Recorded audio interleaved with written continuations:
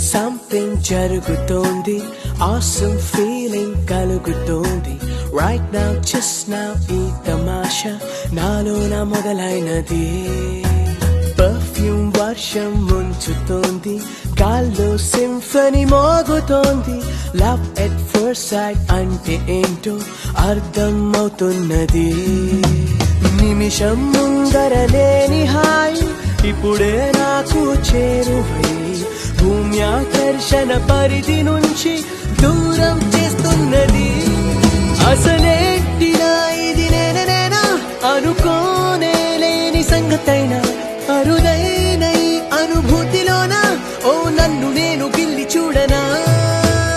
ఏదో సంథింగ్ జరుగుతోంది, awesome feeling కలుగుతోంది. Right now, just now ఈ తమాషా నాలోన మొదలైనది.